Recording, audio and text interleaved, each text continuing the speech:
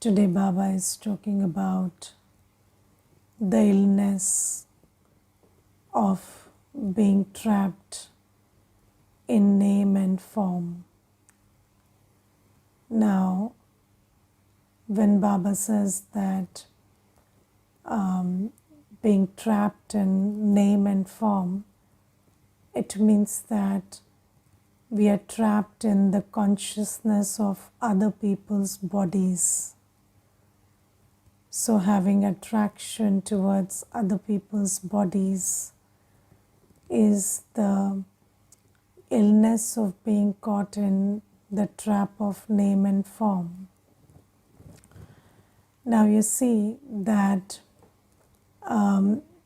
we have had this illness for 63 births, and nobody should deceive themselves by thinking that they are connecting to souls, because when we talk about anybody in particular, when I am thinking about anybody in particular, I am thinking about the name and form, not the soul. And anyways, soul is not the sanskars that they have right now. So even if you are caught up in somebody's sanskars, so that sanskar is also a product of their present name and form. So the soul, what is a soul? A soul is pure, peaceful, loveful, powerful, blissful, point of light. And we are not getting attached to anybody in that manner, because every soul is the same that way. But when I am thinking about any bodily being, so I am caught in their name and form. It could be the body, it could be the bodily relation, it could be the sanskars acquired through the body that I am attracted to. But I am definitely attracted to the name and form, and that is called the illness of being trapped in name and form. Now, this requires a lot of spiritual discernment, because sometimes you think that if you like the way somebody smiles, or you like some qualities they have, or you like something that they do, their way of working or their way of interacting and communicating, then you are not caught in the name and form. But yes, you are caught in the name and form because that quality that you are attracted to, it is a sanskar. It's not the original quality of the soul. It's a sanskar that the soul acquired through the body. And when the soul goes back to the soul world, when the soul is the soul, when the soul is in its originality, then it doesn't have that which you are attracted to. Then the soul is just a point of light. It's like a seed. So whatever we are attracted to, whether it's the physical form, whether it's the qualities, whether it's the way people look or smile or talk or communicate, or whether I like somebody by virtue of the bodily relation I have with them, my brother, my father, my sister, my husband. So, all of that is being trapped in name and form. And Baba says this is an illness, and I have to be very wary of this illness, because this is the time when I have to practice to be soul conscious and remember Baba and create a karmic account of punya, but through remembrance of Baba. But instead of doing that, if I am remembering bodily beings, because when you're trapped in the awareness of bodily beings, then you will remember them. So in this time, at this time, what is my primary duty? My primary duty is to serve myself and serve the world. My primary duty is to purify myself. My primary duty is to create a positive karmic account. And how do I create a positive karmic account? Through remembrance of Baba, through being attracted to one Baba and doing everything on Baba's Srimad. But when I start getting attracted to, somebody's body and some bodily relation or some person, then I start creating a negative karmic account, because instead of remembering Baba, I have started remembering a bodily being. And instead of doing everything on Srimad, I have started making decisions based on this influence of that attraction that shrouds my intellect now. Now my intellect can't think straight, I will make decisions based on that attachment or that attraction to that bodily being. And this state of being influenced is a state of being a slave. In that state of being a slave, in that state where you've surrendered your intellect to a bodily being, you cannot do actions on Srimad. And this starts creating a negative karmic account. Now, Baba says that, so this illness is something, and what does illness do? Illness takes away your health. And this is the time to regain our spiritual health. And this illness of the soul, of being trapped in somebody's name and form, this robs us of our spiritual health and spiritual power. So instead of taking the opportunity of Sangam Yuga to create a fortune, we start destroying our own fortune. So this is a very big illness. But children who listen to Murli every day also don't have that much of understanding that what time am I in and what should I do. And many children, they keep making effort, let alone protecting themselves from being caught in name and form. Some children make effort to get caught up in name and form. And there is a brother in class, and he sits in online classes, and then I have seen what he does is he keeps checking the names of all the sisters in the class, and then he goes on Facebook and searches for them. And then whatever name he finds in my friends list, he would send a friend request to them. And those sisters also, they accept the friend request despite not knowing that brother at all. And this is the kind of interactions we have here. In the BK family, I see these things going on. And I was telling to Santosh Bhai one day that you should stop giving the password to that brother, because his only purpose of sitting in the class is to look at the names of all the sisters, note down the name, and then go and search them on Facebook and add them in their friend list. And then Santosh Bhai told me that you are telling about that brother, but that sister also, to whom he sends a friend request, they are also accepting it. So it's both ways, you cannot save somebody from themselves. So this is the kind of things that we are observing in these classes also. So just think about what is the intention with which we are moving, and how much do we understand the goal.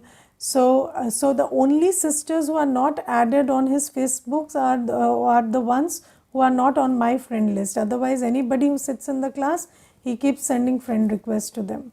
And those sisters also, they accept it. So this, this thing about, because, for 63 births, there has been this yearning.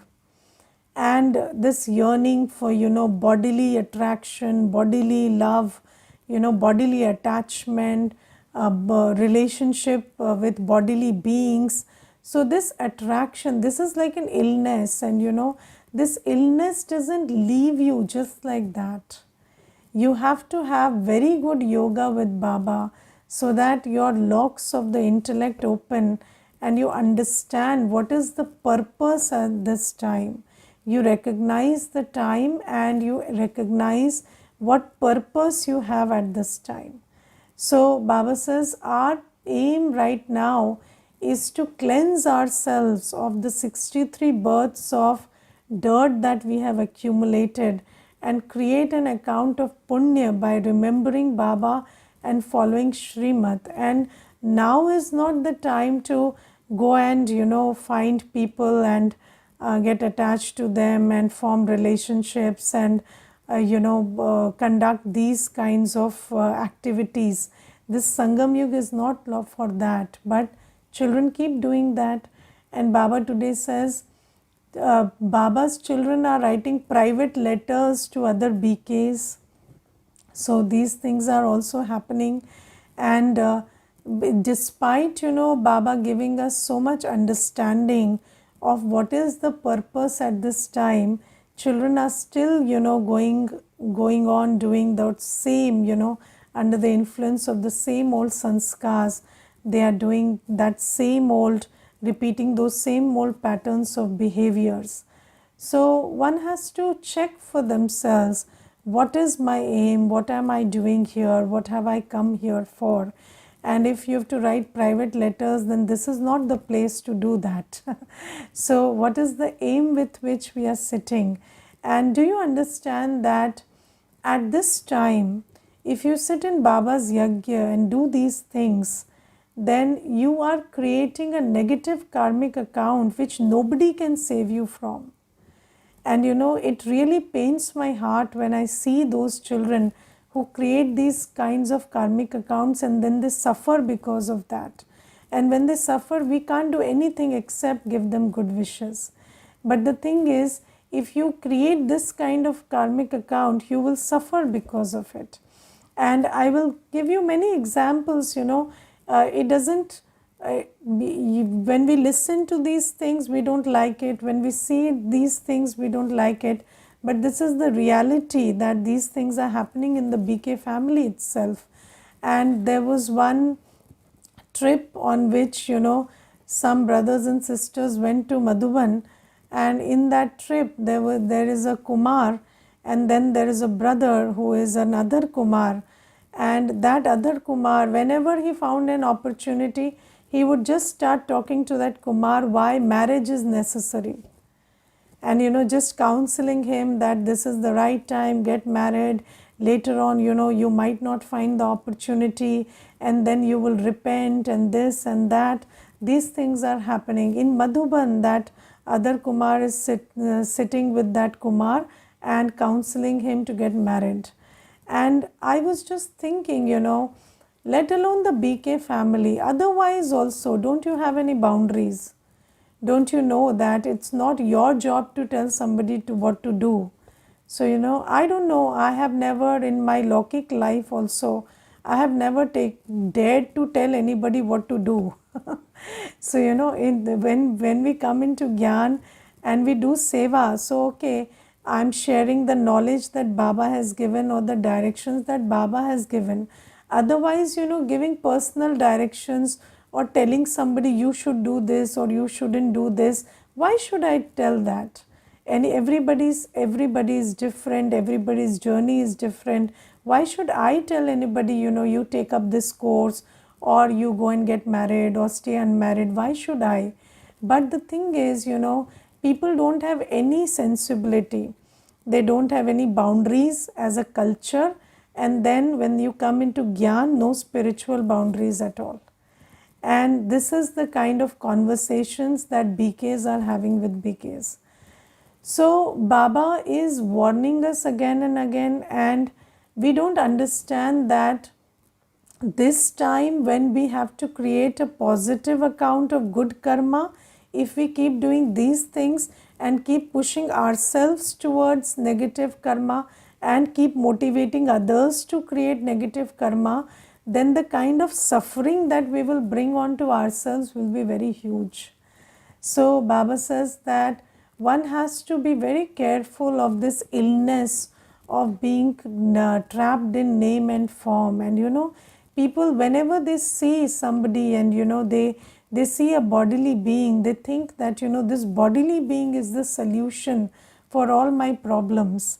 And I there is a brother, and he's working in a very big position in the world, and he came to me, and he's not in Gyan, but he told me that all my problems are practically over. I have money, I have position, I have power, I have fame, but I don't have a wife, and my problems will finish when I find a girl and I get married.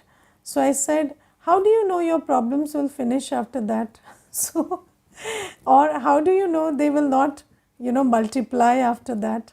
So, this idea that one bodily being you get and then you pounce on them, and then all your problems will get over and you will get salvation through that bodily being. This is a very big misconception. This is a very big Ravan mat that we have been carrying for 63 births. And this is why this quest, this search of always trying to find a bodily being, always trying to find somebody with name and form and get attached to them. So this is an illness of 63 births. And now Baba says, don't fall prey to that illness anymore, and don't create such negative karmic accounts. And Baba says, even if you recognize yourself falling for these things, your mind getting attracted towards these things, then you must know that Maya is holding a slipper and hitting you with it. So this is the language that Baba uses today. Baba says you must recognize that this is the way in which Maya is holding a slipper and hitting you. And then you have to save yourself by remembering Baba, not go and fall into the bin by by just following whatever comes to your mind. So many times Baba tells us that even if vicious thoughts come in the mind, because we have been victims of our sanskars for 63 births, so even if vicious thoughts come to our mind, we have to change them, transform them by remembering Baba, sitting in Baba's remembrance, not go and put those very thoughts into words and action. So at least even at the point or at the stage of thought, if I am not able to help myself, if I am not able to free myself of these body conscious thoughts at the level of thought, then at least I should take care that when it comes into thought, I sit in Baba's remembrance and transform those thoughts. I do not look for opportunities to put those thoughts into execution. At least that much of sanity we should have. We listen to classes every day. We listen to Baba's knowledge every day. That means, this, and if we keep doing that, that means our intention is wrong. We have no intention of recovering from our old sanskars. And if there is no intention, then that means that I am doing a pap karma consciously. And then what will be my, what will be my gati? What will be my fortune? So Baba says that at least, okay, I understand that 63 births of sanskars you've had, you cannot help your thoughts, but at least when your thoughts come, sit in Baba's remembrance and then change them, not go and express it to the other person and not perform actions of this kind. And Baba says those Baba's children who don't understand it now are creating a very huge negative karmic account for themselves. So this is something that Baba is talking about. And then Baba tells us that how do fortunate children create their fortune? What is the method through which fortunate children create their fortune? So first thing is you have to be fortunate to create your fortune. Yes, only fortunate children create their fortune. If fortune is not in my destiny, even you listen to Murli, you listen to classes, nothing, no effort you will make. Because only those ones who are fortunate, those who take the fortune every cycle, those who become a deity every cycle, they make effort. So Baba says, who are those fortunate children and what effort do they make to create the fortune? So the fortunate children make three kinds of effort in this Sangam Yug to create a fortune. First is give happiness to everybody. Sabko sukh do. Yes, and how do you give sukh to somebody? So the only way to give sukh to somebody is to make them belong to Baba. Because you see, Baba is the one who, so happiness is the product of good karma. Double, triple, underline it 10 times. Happiness is the product of good karma. You cannot give happiness to anybody until and unless they do good karma.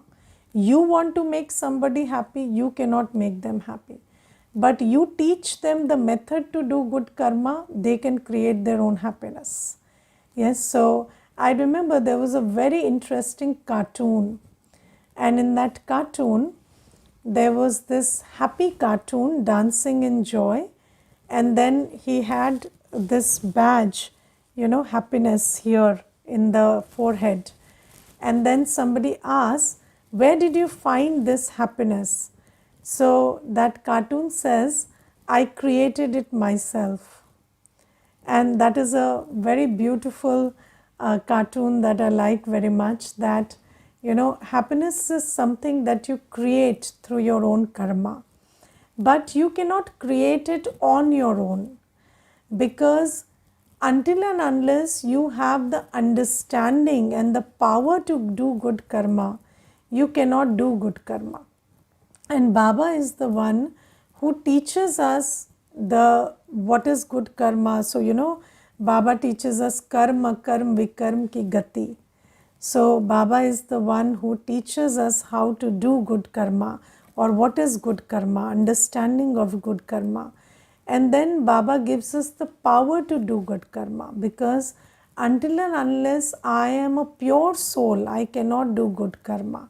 So good karma is the prerogative of a pure, powerful soul. A weak soul cannot perform good actions. It doesn't work like that. So Baba teaches us how to empower ourselves through Gyan and Yoga. And when we empower ourselves through Gyan and Yoga, then we have the capacity to do good karma. And when we have the understanding of karma, karma, vikarma, then we know what is good karma, what is bad karma. So until and unless somebody recognizes Baba, learns from Baba, takes Gyan, connects to Baba in yoga, absolves himself of the sins, of the burden of sins, and purifies themselves, they cannot create happiness for themselves through good karma. So Baba says, make somebody happy, give happiness to somebody by introducing them to Baba, by taking them closer to Baba. And let me tell you that sharing Baba's knowledge or sharing Baba's introduction is not the only method to introduce somebody to good karma, to Baba.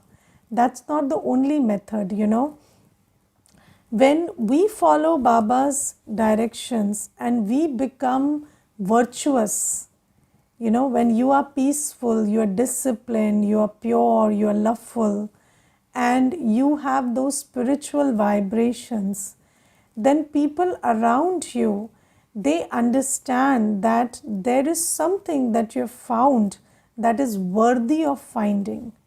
And then they start making effort to, listen to you and understand from you what is it that they need to find.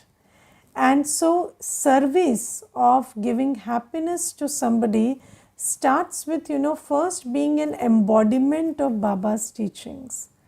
And I remember, there was one Mata, and the one dharana that she had was she would cook in Baba's deep love, Every meal she cooked, lot of love for Baba she would cook with.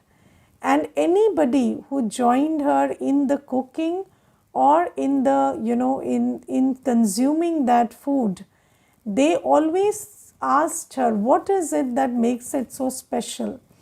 And then she would introduce Baba through that. And so many matas she brought to the center through that one thing. So, giving happiness to somebody is, you will only be able to do that when you introduce them to Baba. And how will you introduce them to Baba, or how will you become that instrument? When you imbibe Baba's teachings, when you imbibe Baba's virtues in your life, you become a living example of what Baba says. Then you are able to show everybody the path to belong to Baba through your life, through your personality, through your actions. So this is first thing that Baba says we need to do to create our fortune, give happiness to everybody. Then second thing Baba says is, do not give sorrow to anybody through thought, word and deed. Do not make anybody unhappy with your thought, word and deed. So Baba says that, what is the way to give unhappiness? Again, karma. So what karma sends the vibration of unhappiness? So karma done under the influence of lust, anger, ego, attachment, greed, that sends the vibration of unhappiness. And Baba says that if you do karma, if you are in a relationship and your interactions, your relationship and the actions you perform in that relationship are motivated by lust, anger, ego, attachment, greed, then you are setting the other soul up for unhappiness. Yes, I will tell you one thing. There is one Mata, and she has this thing that everybody should like me. Yes, and when she works in the Bhandara, what she would do is, she would do everything on her own and she would not take anybody's help. But the help is there, there are other children around who can help her. But she never takes help. And then she has this thing that everybody should feel that she is a big help and she is wonderful and she is doing everything on her own. And then everybody should praise her. And then what happens is, wherever she goes, she creates many dependent souls around her. Even in the Lokik family, she has 5 daughters and all the daughters, they don't know how to do anything. And even when I gave her some seva in the center, she did the same thing. She would not involve anybody. And she would just say, you sit down, I'll do it, you sit down, I'll do it. So I said, no, why should they sit down? They should also create that fortune. But the thing is, this thing about making everybody dependent and doing everything on your own and feeling that, I matter because nothing can be done without me. This is a very subtle sign of ego. But we don't understand them, People want to make themselves indispensable. You want to create an environment where nothing functions without you. And why do you want to create such an environment where nothing functions without you? Why don't you enable the others to also, take charge when you are not around? This is a sign of ego. And this is sowing the seed for unhappiness. Because when you are there, you will do everything, but you will not be there always. And then what will happen to those souls? They will suffer. So Baba says, don't sow seeds of unhappiness because of your ego, your attachment, your anger, your lust, or your greed. So when you are greedy, when you are lustful, when you are angry, you are in attachment, or you are in ego. Whatever you are doing is not having a positive impact, is not having an empowering impact on the people around you. And the only people who will be happy in the future will be those who are empowered. Those who are dependent and those who are wounded, they won't be happy tomorrow. So do not wound anybody, do not make anybody dependent. You wound somebody through the sword of lust. You wound somebody through the sword of anger. So if you create an environment of lust and anger, you are creating wounded souls. And wounded souls won't be happy tomorrow. And then if you're creating an atmosphere of greed and attachment and ego, then you are making everybody dependent. And you want to be the bigger one, you want to make everybody dependent, you want to make everybody depend on resources and money.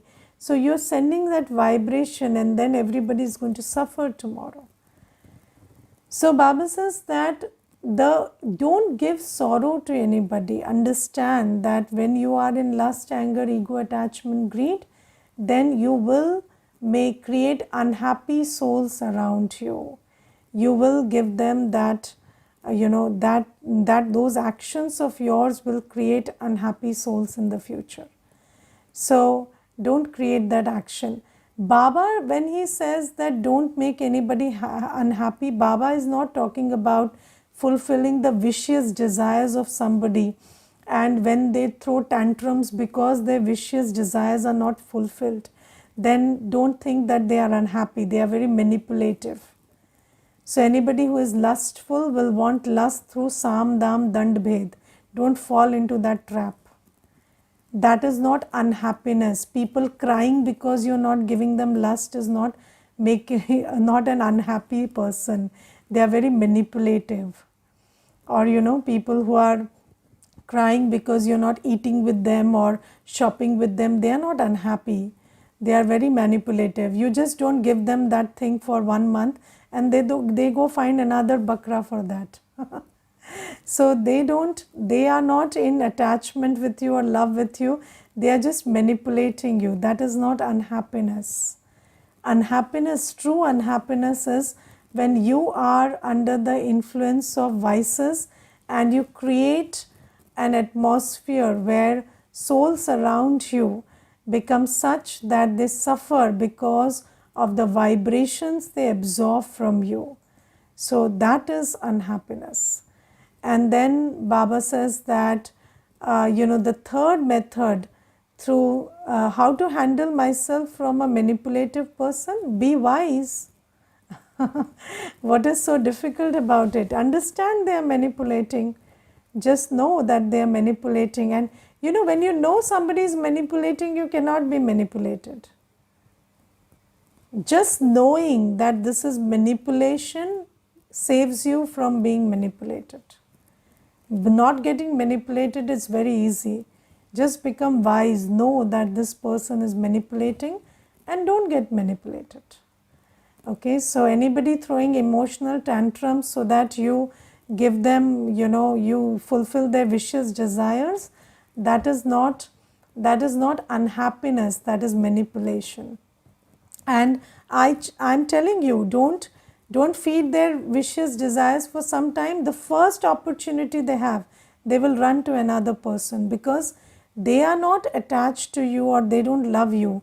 They just want that one thing, and wherever they get it, they will source it from there. Because that they are not unhappy. They know what they want and they are out to get it. So this is another thing. And then the third thing Baba says is just stay calm and cool all day.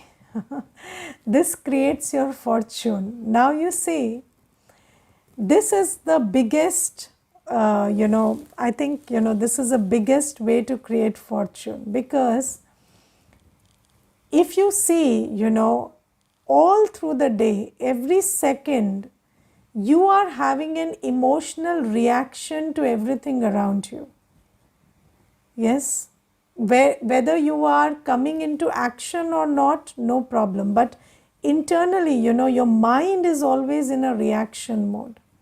You see something, hear something, there is a reaction of anger or dislike or desire or, lust or something, and every time, your mind is in reaction mode, you are draining your spiritual energy.